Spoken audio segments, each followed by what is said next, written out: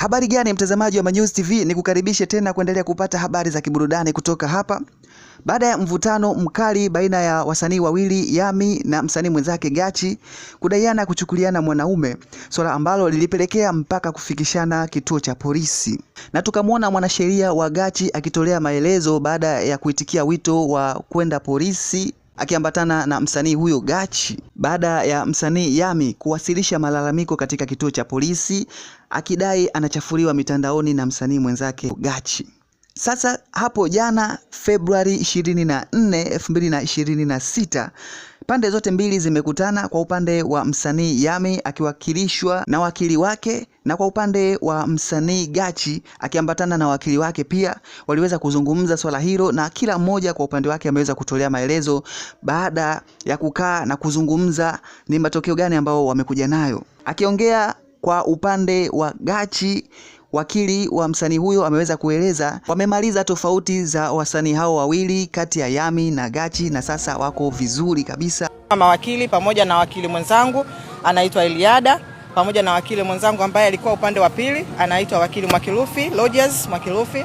Kwa hiyo tumekuja kwa ajili ya mlalamikaji wetu ambaye alikuja Oysterbay polisi kwa ajili ya kumlalamikia aliyekuwa mteja wa upande wa pili. Kwa majina anaitwa Gachi, Official Gachi kwa majina ya kisanii. Kwa hiyo tumekuja kwa ajili ya kufikia mwafaka, na mwafaka umeisha vizuri, ambavyo kama palisikika kuna tetesi ambazo zilisikika hapo awali, lakini leo tunashukuru kwamba tumefikia mwafaka, tumemaliza swala lote pande mbili, tumeridhiana, na kuanzia sasa nadhani kila kitu kiko sawa, na nadhani mambo mengine yote ambayo yalikuwa huko awali na yataendelea kama kawaida. Amepata pia nafasi kuzungumza wakili wa Yammy akiwa amemwakilisha Yammy katika kikao hiko, na kueleza kwamba kwa sasa wameamaliza, hakuna tena tatizo kati ya Yammy pamoja na Gachi. Naitwa Eliada Mukulu, ni wakili wa Yammy ambaye kuna changamoto na msanii mwenzie Gachi. Kwa kumshukuru Mungu na kutambua ni mwenzi wetu wa toba, wawili hao wamefikia maridhiano ya kusameheana, na hatimaye tumekutana mawakili pande zote mbili, tukayazungumza, tukajua changamoto na namna ya suluhu za kuyatatua.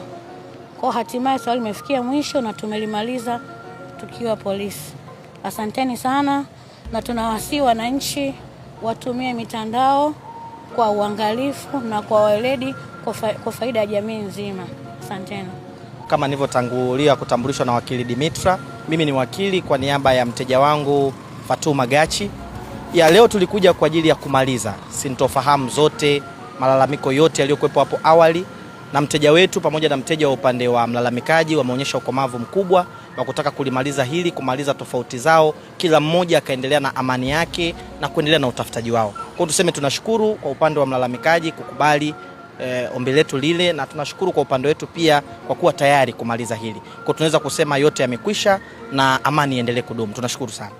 Msanii Gachi pia alipata nafasi ya kuzungumza, ameweza kuomba msamaha kwa yale yote ambayo yalitokea juu yake yeye kuposti kueneza taarifa kwamba msanii Yammy amemchukulia mpenzi wake, na ndio tatizo ambalo lilikuwa limepelekea wasanii hao wawili kutofautiana na mpaka kupelekea kuja katika kituo cha polisi kutoa malalamiko. Kwa hiyo ameomba msamaha na ameomba Watanzania wamsamehe pia, na sasa wako vizuri kati yake na Yammy.